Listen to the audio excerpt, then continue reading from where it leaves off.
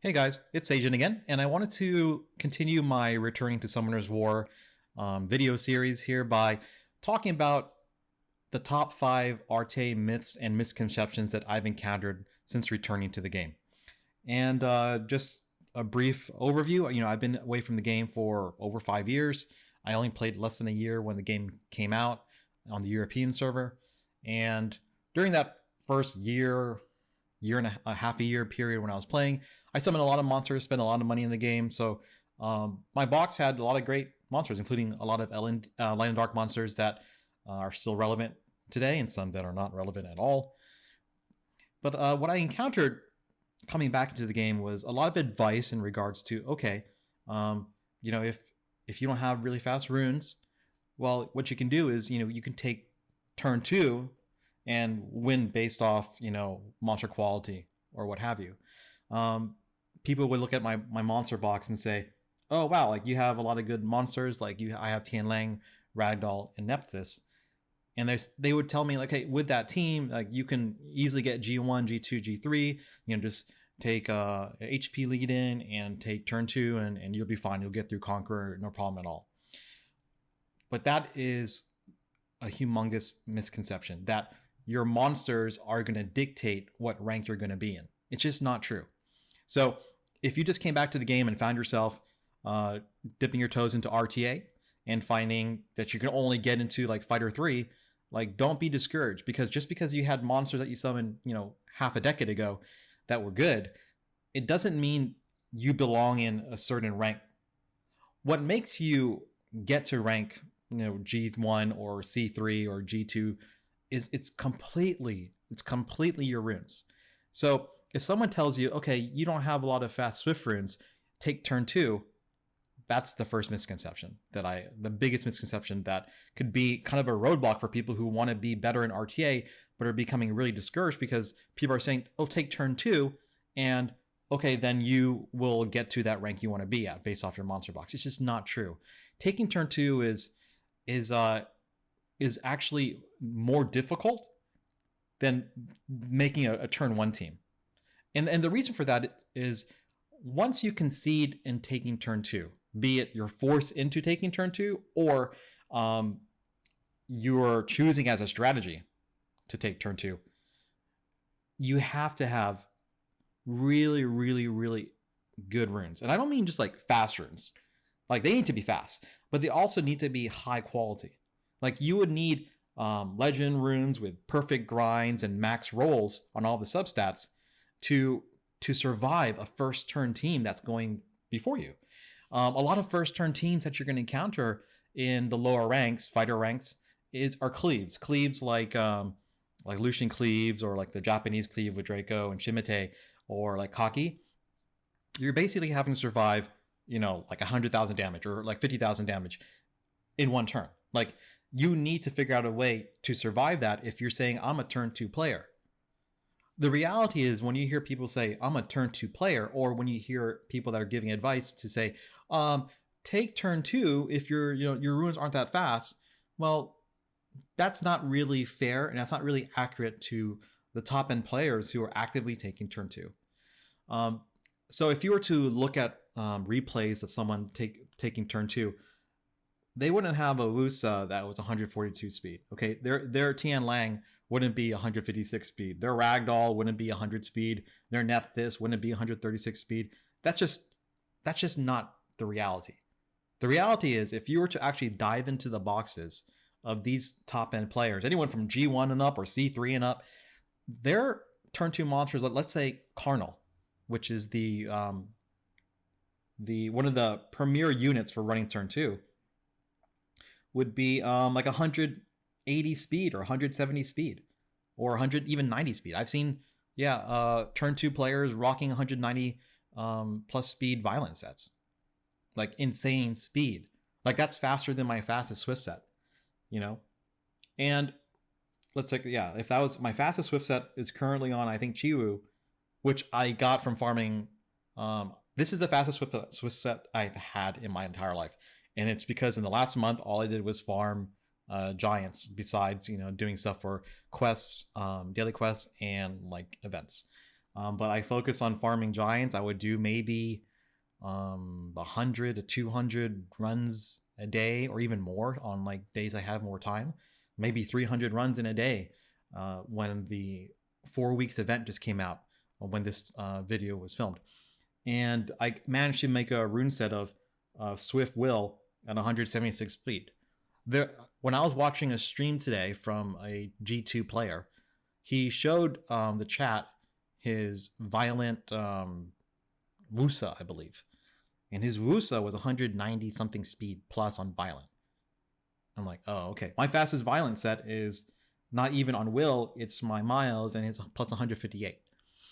And so when we're talking about taking turn two is a strategy. It's not because you're being forced to take turn two because your runes are slower. If your runes are slower, you're just slower. It doesn't mean you're a turn two player. It means you have slow runes. And the only way to get around that is having picks that compensate for your speed, having higher quality, slower runes, or just farming for more faster runes. And this point takes us into our second myth or misconception, is that the monsters that you have aren't necessarily important. It's all about runes.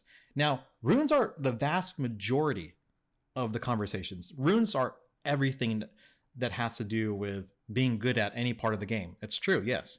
But if you want to be a turn two player and you don't have a kind of like I would say the meta units for turn two, which would be 2 water units that I see being used very successfully against me, and even on the higher competitive side of things, is Molong. Now, Molong is also an HP leader for your arena team or world arena team as well. It's just that you need certain monsters to pull off certain strategies. And if you're slow and you want to run turn two, but you don't have Molong, you also need, in my opinion, to be really successful at it, is Cardinal. Cardinal, because he has the AoE stun possibility, the AoE slow, more importantly, and great skills on 1 and 2, constant provokes. Now, those are really great skills that make going slower feasible, because if you survive the first turn, you have really tanky HP monsters like Molong and Cardinal that are going to give you the possibility to survive a first turn onslaught, be it a cleave or crowd control, like a CC cleave even, or just a CC team who's trying to control you constantly. Like, if you can survive those first turns, you can go ahead and apply an AoE slow, AoE stun, and with Molong, you can do large amounts of damage really quickly. And if you have a support unit like what complements this really well, you'll see a lot of picks that are something along the lines of like Lulu and Molong. Those are like first 2 picks. So if you see someone pick Molong, Lulu as the first 2 picks, you're like, okay, he's going to have a Cardinal somewhere in his draft. He might have a Juno as well. Things that allow you to strip, to stun, to slow, and regain the edge and close the gap from speed, from a speed differential. But don't get it confused. Like, when someone says you don't need meta units to be good, like, yeah, to a certain point you don't.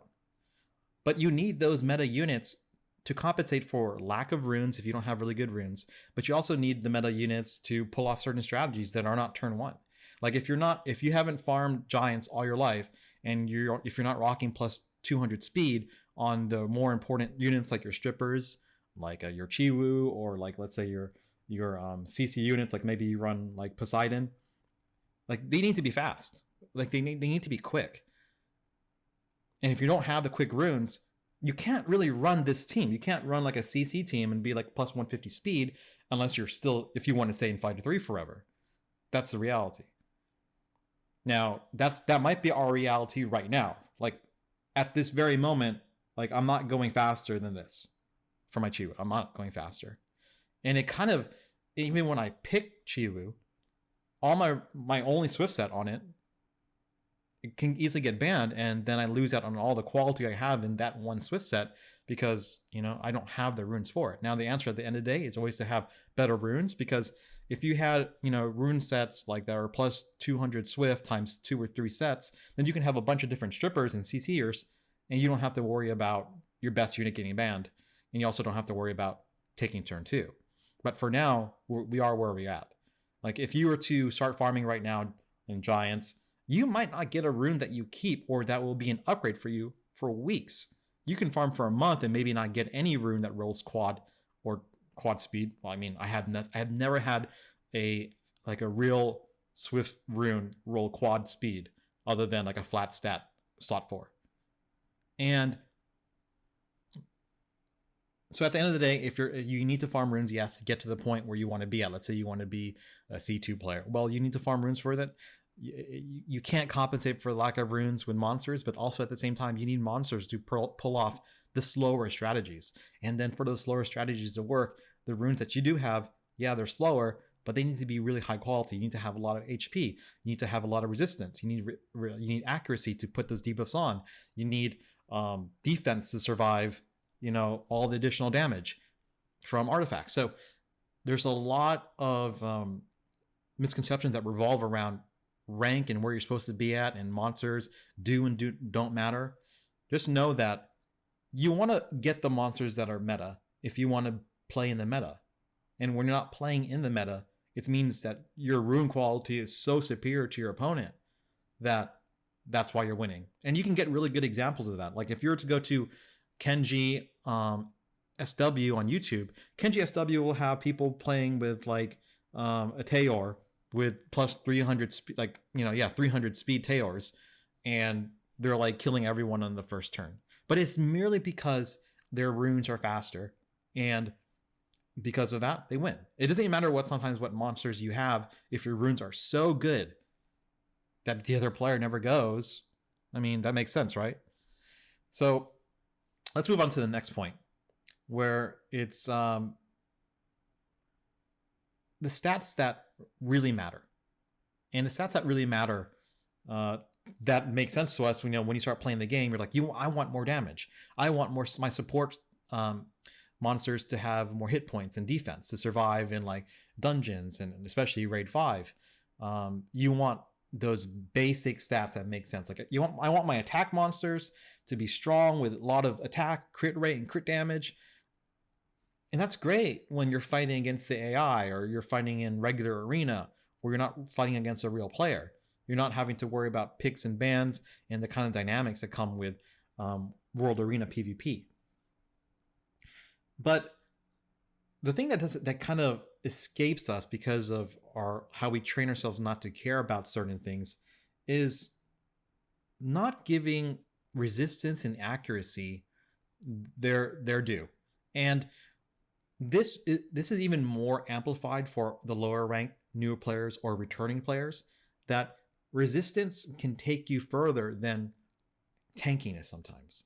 Because if you need just to not get stunned, or if you need to apply a stun or a debuff, that can make the difference in a match where our runes are also bad for your own and your opponents, that one moment of applying a defense break or resisting a bomb wins the whole match. Like, don't be surprised if you have an opponent, Sierra, and Sierra throws a bomb, it resists, and they quit. It's because they know it's over. I mean, they know they needed that stun on that particular monster to keep it from going. And now they can't stun you, or they can't outright kill you, and it's over. So let's talk about resistance. Like on your support monsters, you might want to consider, and this should be maxed out, but I don't really have the mana stones for it, but you might want to consider slot 6s to be resistance. And it also might even make the way you rune your monsters easier. It might make it easier because instead of having to, find that next hit point percentage, a slot 6 rune to put on your monster, you probably have like a resistance or an accuracy rune on slot 6 that might have, decent stats that will allow your monster to still perform very well. Like, right? Because if you're fighter 3 or fighter 2, maybe you don't have to take so much damage from the other player because their runes are not that great. Or if you just outright resist, I can go ahead and use my Chloe and cast invincibility and immunity just to get to that point where the game shifts to your favor completely.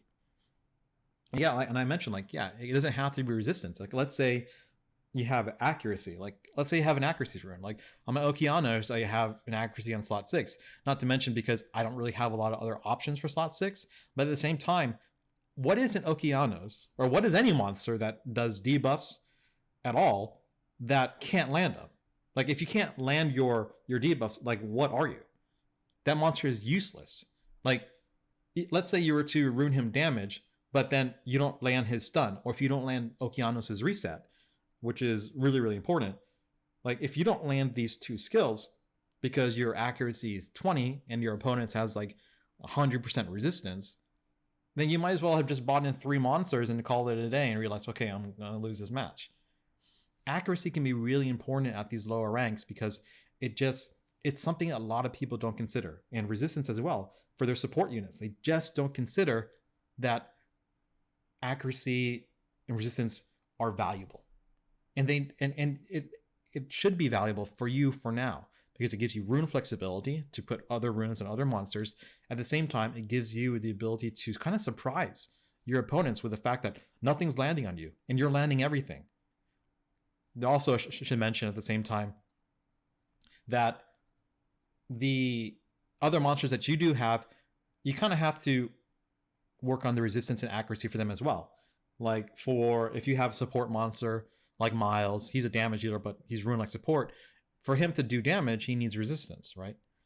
And the great thing about Miles, he doesn't need crit rate or crit damage or anything like that, or traditional damage stats. He just needs speed and hit points just to tank things. But also what makes tanking a lot easier is if you never get stunned, if you never get slept, and you resist everything. So the more resistance you can have on your monsters that can afford to rune resistance, they need to have resistance. And this could mean even like if you have to look at your runes. Like, let's say we can find a rune like let's see, for instance, this. Like, maybe it's more important that if I have a stat like hit points, that I should grind that into resistance, because a couple hit points won't make a difference, but resisting a stun could make a huge difference for a match. Now, it gets kind of complicated when you're talking about monsters that are like damage monsters, like your Antares. Like, when you think about your Antares, you want to land the debuffs, you want to do big damage when the time comes up, you want to be able to move if they don't proc. So there's so many things to consider when it comes to pure damage monsters, and you kind of have to sacrifice, like, what am I sacrificing? Attack or hit points? But when it comes to your support, resistance is incredibly important. Like, my Molly should have much more resistance. And if you can rune it with 100% resistance, that's the goal. Your Lulu should have like 100% resistance, because it doesn't need any other stat. So it needs speed, it needs tankiness from defense, hit points, and it needs resistance. It needs nothing else. So if your runes are like, if you have runes for your support monster that have crit rate and crit damage on it, maybe those they should be like resistance. Like, don't sell your resistance enchanted gems from Raid and Labyrinth. Save those things, save the resistance and save the accuracy, and take these damage stats and turn them into something else if you have them. Now, I don't have them at the moment. I don't farm much Raid, but I do have like 1,000 something stones, but they're just not the ones I need right now. But if you can't discount the value of the resistance and accuracy. So if you have them, from as far as runes go or enchanted gems, keep them, and consider looking at the runes that are on your monsters and making them with more resistance and more accuracy when it matters. And a lot of support, resistance matters a lot. And for a lot of CC units, accuracy matters a lot. I would love to have Chung Pong on like 60, 70, 80, 90 accuracy. At the same time, I'd love to have him on 50, 60, 70, 80, 90 resistance. Like, and that's where you can see how rune quality comes into play. But those two stats, don't discount them. And don't think that changing out a slot 6 rune means that you lose your tankiness and it makes resistance accuracy unimportant. It is, those two stats are incredibly important. Let's go to the next misconception. Let's talk about damage. I mentioned damaging units and how they're kind of harder to rune. But if you're attack units that you bring into your RTA matches, think about like how weak some of our damaging units are from PvE. Like my Lucians might have like plus 4,000 hit points, right? If you were to bring any of your monsters that are just strictly attack monsters into RTA with the same PvE runes that they have, you'd probably come to find out they are completely useless. They're like useless. Like there's no point for them to exist at all, because they're not surviving more than 1 or 2 hits from another player. I mean, even a player that isn't using an attack monster on you, maybe they have support monsters that are literally just destroying your attack monsters. And the reason for that is because you're kind of ruining the attack monsters kind of wrong. There's a lot of monsters that are attack type monsters that don't need to be on attack, crit damage, attack. Let's talk about slot 2 first. It's very reasonable to have attack on slot 2 if you're like doing a dungeon run. But if you are in RTA and your slot 2 is attack, and you start to realize your attack monsters never take a turn because they're too slow, well, they're useless. They're not a damage monster. They're just like a speed bump in way of your opponent's victory. Consider putting speed on slot 2, and consider putting HP on slot 6. If I had the runes for it, I would do it. I don't. But if you had runes that could make your damage units more tanky, it would be so much better, and it would improve my gameplay as well. Like if I had the good HP runes to put onto Ragdoll that are currently on my support monsters like Tian Lang and Molly and I think like my Diana, for instance. Like if you had a tanky attack monster like my Diana, they can actually survive and do damage. If they're a little bit faster than usual compared to PvE, at least they'll take a turn maybe and do damage. Otherwise, they don't do anything at all. So when it comes to ruining monsters that are your damage dealers, consider making them tankier. Consider even like a Savannah. Like I was watching a Twitch streamer with a Savannah, and their Savannah had something along the lines of 20,000 extra hit points.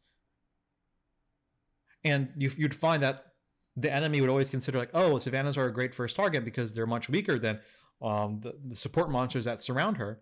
And they ended up spending too much time trying to kill Savannah because she was so tanky. She was doing no damage, but she has great support skills as far as defense break and pushback and kind of like a single target strip that it would really take people by surprise. But it allows her to be useful. It allows her to actually do things. Being fast and tanky made her actually work. Instead of just being, okay, I do a lot of damage, and then you disappear in one round of an enemy player's attack. So consider your damage monsters as also kind of like attack / support / utility monsters. If they're applying a debuff of some type, or if they do big damage as the match goes on, consider making them tankier instead of just ruining attack or damage attack. Think about like speed, HP, and have substats that are substats that focus on crit rate and crit damage. So when you do damage, that you have a high crit rate and your crit damage compensates for the lack of attack main slats.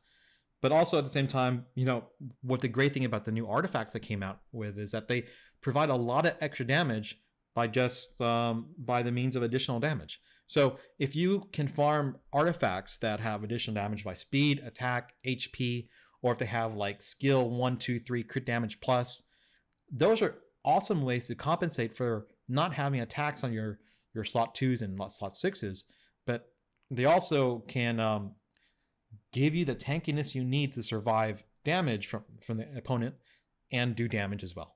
So it's kind of like the best of artifacts, make it the best of both worlds things. And you also find out that you can turn support monsters into really hard hitting damage dealers. Like the idea of what damage is completely changed with artifacts. Like your damaging monsters that are meant to kill, they don't have to be an attack type monster. They really don't. Like if you can make a panda with additional damage, they can hit really, really hard. Pinkeroid has a Tian Lang that does ridiculous damage. Like with the second skill, I wouldn't be surprised to see. I saw him hit Juno with his skill 2, well, basically the whole team. But when I was looking at the Juno, it lost like 30+% of the hit points from just a Tian Lang attack.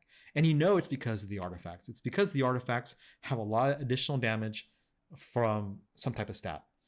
So kind of rework the idea of what's even a monster that's your attack monster.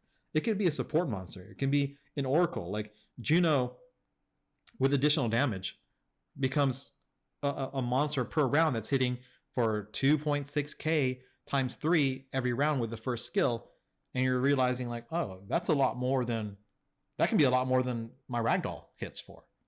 Other than, is it a torrent that's when it's below 30% hit points. Regardless of that, like a skill 1 Ragdoll hitting a monster is like can hit from like 3,000 damage.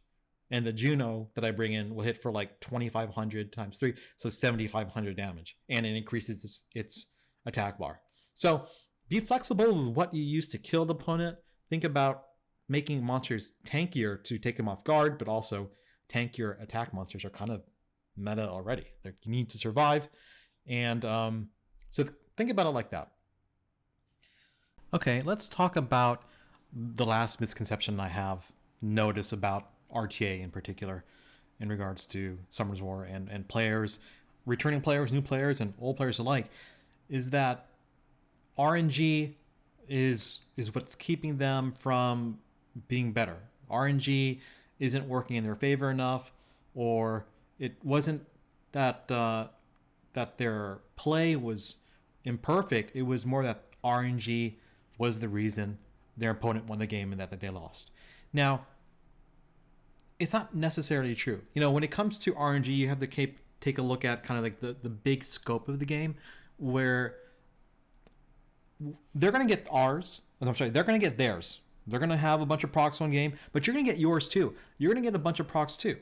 It's always going to average out in the long run. It's kind of like summoning. Like you could summon 500 mystical scrolls and not get one nat 5. But if you do it again, and it's happened to me, you summon like 50 more scrolls on another day, and you get 3 nat 5s in 50 scrolls. In the long enough time span, you'll see that RNG kind of works itself out.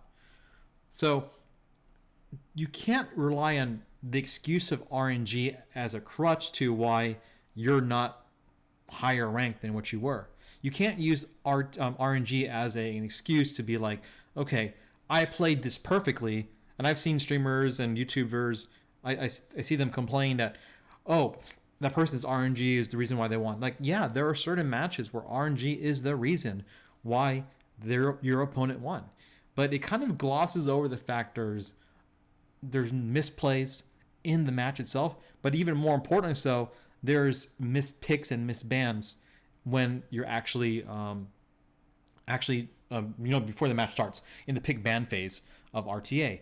Like, you're letting a monster go through that is an RNG monster, thinking that you can, outspeed him or out damage him. Like, you just let a Diana go through, and when Diana destroys your whole team, you're like, oh, well, it's because Diana got a bunch of violent procs. Like, the very nature of the horses are that they can have a lot of procs. Okay. Or when someone lets the Antares go through, and I don't know how many times I've seen this, they let the Antares go through and they actually fight the Antares, and they're like, wait, what's going on? They're proccing in between my Diana. Oh, wait, what's going on? It's proccing before any other my team goes. After you, like, let's say you strip them, then Antares procs on you and your whole team gets despair stun, and you're like, what the? It's part of the monster to work that way. Or it's part of the rune set, like if they're on violent, to work that way. RNG isn't always the reason why you're not being successful in RTA. It's just not. A lot of it has to do with playing the match out correctly. It's also about letting the monsters go through or banning the right monsters before the match even starts. But I always digress. RNG is a big factor, and I want to take this whole RNG conversation to my closing thoughts about RTA, especially for people like you and me, because you're playing against people that might have been playing for 7 years, that they're they're much better at the pick ban phase than you. They're much better at speed tuning their team in RTA than you. They have more monsters. They have more runes. That means they have more counter picks against your comp, and you can't present the same number of counter picks to their comp. They're really they're running the show on you. And if you happen to get a win as a returning player, it's almost like you should be happy because you have a whole world working against you. So it takes us to the closing thoughts of the video, that RTA is a component of Summoner's War, but it isn't Summoner's War in its entirety. It's an avenue where people that spend a lot of money or spend a lot of time or both in the game can showcase their cool monsters and their cool runes and beat up on other people with them and find kind of a reason as to why they spend a lot of money in the game, or they spend half their life in the game. And there's nothing wrong with that. I love playing the game. And if I would have played for 7 years, maybe I would be up there in the ranks of, Guardian 1, 2, or 3. But I'm not. And so what RTA is a reflection of is that our investment and time into the game. So if you are not where you need to be, or if you're getting really frustrated with the game, you have to understand that RTA is a small part of Summoner's War. It's not everything. And you can still enjoy Summoner's War if you come with healthy expectations of what your capabilities are at this very moment in time. That you're building to the point where you can get into C1 or you can get into G1 because of the farming you did. Instead of summoning scrolls, you're farming constantly in the dungeons, and that's where you're putting your crystal income to, and that's why you should be C1, 2, or 3, or what have you, because what you put into improving your monsters and improving their runes, getting more monsters that are very effective, which is the RNG part of it.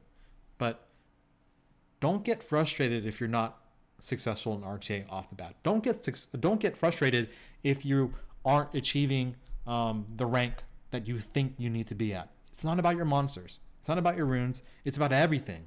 This is a culmination of your quote unquote Summoner's War career. That RTA is just a way as an avenue to display your prowess when it comes to the game. And that's simply it. If you manage your expectations, and if you understand what the game is, it's kind of a whaling game for people that have a lot of money. It's kind of an RNG game where, matches can swing with a violent proc or two. But you have violent runes too, right? So when getting into RTA, know that maybe it isn't necessarily built for returning players. Maybe it's not necessarily built for newer players. Maybe it's more so for the people that have a lot of time into the game to find another mode to keep themselves busy, to justify that investment like I mentioned. So if you manage your expectations and approach RTA in a more healthy way, you can have a lot more fun. And when you have that healthy approach, you might find yourself using all your wings, like using all 30 every day. Instead of like getting into a couple matches and be like, oh, I hate this isn't fun, I'm getting beat up on, and you don't use your wings, well, you won't have the experience that is required to be good in like real-time arena. Like, what do you mean be good in real-time arena? Well, the experience brings you the understanding of when someone selects one monster first, what can be coming after that, right? Like if someone selects Chung Peng, like what does that mean? Like, is it a CC team? Yeah, it might be, but it also could be at the lower ranks, that's just their best rune monster and they don't want it taken away from them. And you'll see that with Sierra a lot. Like you'll see people just first pick Sierra off the bat. It's a very flexible unit, but you have to understand as well, like when you read chat in different channels, people really want Sierra. They think it's the best monster in the game, and it maybe is. Maybe it's for a lower ranked player. It's a game-changing monster in PvP. But you can also understand, like, okay, maybe that's their best rune monster. That has their best violent runes on it. And if you ban that, they're kind of screwed as far as what else they bring to the table. Let's say they first pick Mulan. They're going turn 2 maybe. Let's say they pick Chloe or they pick Bastet first. That's their best rune support monster, and they're probably going to cleave you. Like, there's so much to learn from just playing as much as you can. And the reason for that is, like, what we're talking about the vast number of possibilities when it comes to monster compositions. There's hundreds of monsters they can pick from, and you can't understand all their interactions if you play once or twice a day. Now, it does take a long time to get through RTA wings. It can take an hour or two to do it. I understand that. But if you feel like it's something you want to improve at, just keep that in mind. The experience in the healthy mindset is going to make RTA much better for you. And at the bare minimum, do RTA when a season starts, because you can get a lot of achievements when seasons reset, and you can get a lot of arena glory tokens or whatever they're called. So you can go to the shop, and if you like summoning, get some scrolls. Or what I do, I like light and dark pieces. So get light and dark pieces. Get one of the only ways to get transmog stones other than farming is from World Arena as well. Just spend a couple days or a week when the season resets and do RTA then. Or if you haven't done RTA since the season reset for season 19, just do it now. Get a bunch of the achievements out of the way and just understand like what your goal is to get as many tokens as possible. Or the healthy mindset of I just want to see if I can improve my pig ban phase. Like understand the meta compositions of my current rank. Like if you're in fighter 3, cleaves are going to be really important to fight against, and understanding how to counter cleaves, that's a goal within itself, and it can be very fun. Like when you're encountering them, like, okay, I'm going to pick this, this, and this, and easy. And you can get out of fighter 3 into C1 in no time. So that's what I have for now for myths and misconceptions about RTA. Thanks for listening, and I'll be back with another video soon for us returning players. Thanks so much, guys.